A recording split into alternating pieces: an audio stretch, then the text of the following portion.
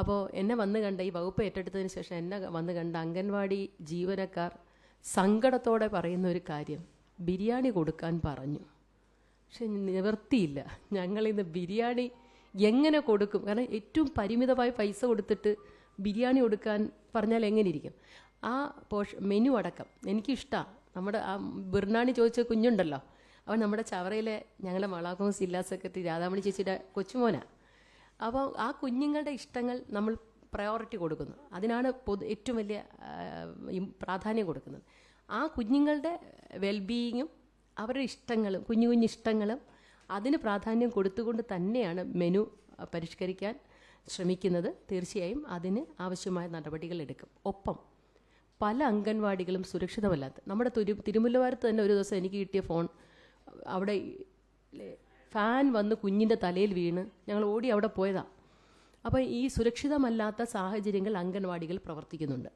അതുകൊണ്ട് അംഗൻവാടികളുടെ അന്താരാഷ്ട്ര നിലവാരത്തിലേക്ക് ഉയർത്തണം എന്നുള്ളതാണ് ആഗ്രഹം. ആദ്യം അതിനെ സംബന്ധിച്ച് ഒരു സമിതിയെ വെച്ച്, ഉന്നതതല സമിതിയെ വെച്ച് കേരളത്തിലെ മുഴുവൻ അംഗൻവാടികളുടെയും അവസ്ഥയെക്കുറിച്ച് പഠിച്ച് അംഗൻവാടികൾ അടക്കമുള്ള കുഞ്ഞുങ്ങളുടെ ഇടങ്ങളിൽ, ശിശുക്ഷേമ സമിതികൾ ഉൾപ്പെടെ കുഞ്ഞുങ്ങൾ വർത്തിക്കുന്ന എല്ലാ ഇടങ്ങളിലും അവിടുത്തെ നിലവിലുള്ള എന്താണോ ഇപ്പോഴത്തെ സാഹചര്യം അത് പഠിക്കുക.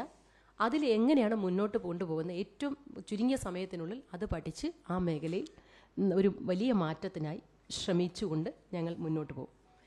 പിന്നീട് നമ്മൾ ഏറ്റവും തൊഴിൽ വകുപ്പിലാണെങ്കിൽ നമ്മൾ ഏറ്റവും കൂടുതൽ ശ്രദ്ധിക്കേണ്ട, ഞാൻ ആദ്യം സൂചിപ്പിച്ചതിൻ്റെ അനുബന്ധമായിട്ട് ചെറുപ്പക്കാർക്ക് തൊഴിൽ കൊടുക്കുന്നതിൽ പ്രധാന പങ്ക് വഹിക്കുന്നതാണ് എംപ്ലോയ്മെൻറ്റ് എക്സ്ചേഞ്ചുകൾ.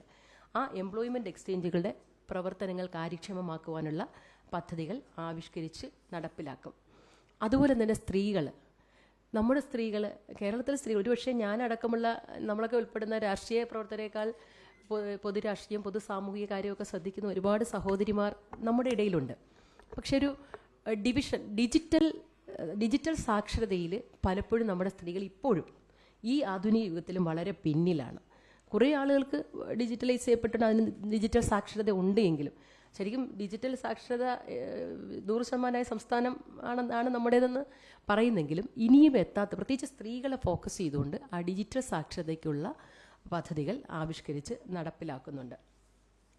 പിന്നെ ഒരു MLA എന്ന നിലയിൽ, കൊല്ലം MLA എന്ന നിലയിൽ സത്യം പറഞ്ഞാൽ ഒരുപാട് കാര്യങ്ങൾ ഈ കഴിഞ്ഞ 5 വർഷവും കൊല്ലം നിയോജകമണ്ഡലത്തിൻ്റെ വിവിധ ഇടങ്ങളിൽ പോവുകയും വരികയും ചെയ്തതിൽ ഒരുപാട് ആവശ്യങ്ങൾ ഒന്നിനു പുറകെ ഒന്നായിട്ട് മനസ്സിൽ നിൽക്കുക.